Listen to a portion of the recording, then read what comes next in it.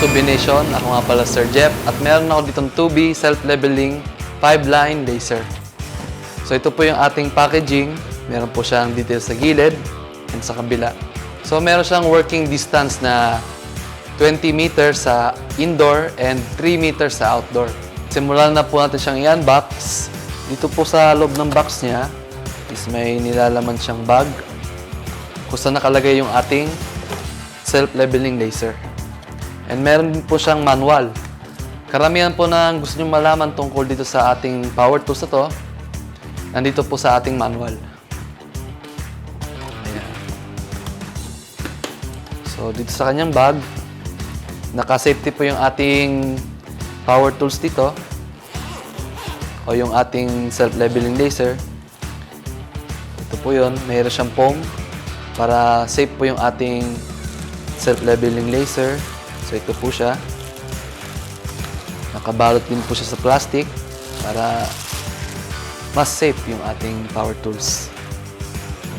So, meron siyang kasamang cord. Tapos yung kanyang saksakan. And yung kanyang battery. So, sa battery niya is 4,000 mAh lithium ion. Rechargeable po ito. So, yan ang battery niya. So, ito pong top part niya, ito po yung mga buttons para sa ating function ng self-leveling laser. And dito po sa likod, yung kanyang battery socket, ay yung battery slot niya. And meron po siyang handle na rubberized para po madali yung pag-carry ng ating self-leveling laser. So, meron din siyang lock button dito para po ito sa kanyang self-leveling mechanism sa loob. So, once na click na po yan,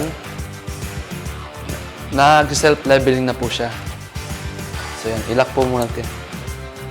So, dito naman po tayo. Ito po is switch niya para sa accuracy ng ating laser. Yan, may kabilaan po yan. So, nag-rotate po yung ating self-leveling. And meron din po siya ditong bubbles para po ito sa manual leveling natin. Sa lower part naman po, meron siya din tatlong paa na na-adjust para po ma-level natin yung ating self-leveling. So, dito po sa baba, pwede po siyang kabitan ng tripod. So, ito pong ating self-leveling is industrial type na po. Heavy duty siya at matagal malobat yung battery para sa matagalang gamit natin. So, ngayon, ipapakita ko sa inyo yung paggamit niya. Ito po yung battery. Insert dito sa battery slot niya. I-lock lang natin yan. Pagka nag-click na po, okay na po yun. At nga pala, bago tayo mag-start, yung ating lock button, switch natin. So, yan. Pwede na po siyang paandarin. So, dito po, yung power button niya, may sound po siya pagka on na siya. So, yan. Kung makikita nyo, meron siyang laser. Ayan. Pakita ko lang po. Ayan. Ito po yung sa laser niya. Meron ditong horizontal button and yung vertical para sa vertical line. So, pag pinindot po yan, ayan. So, ito po yung vertical niya. So, dito tayo sa top side. Meron po siyang on button, on and off.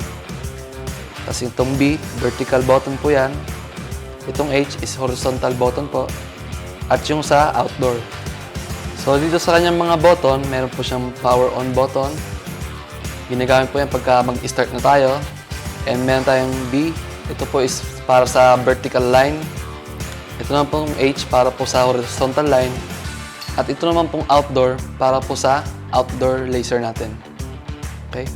So, itong self-leveling laser po, ginagamit siya sa pag-level ng flooring, sa kisame, sa wall, pang-guideline sa pag-i-install ng tiles, pagpapantay ng wall at ng poste, at iba pa.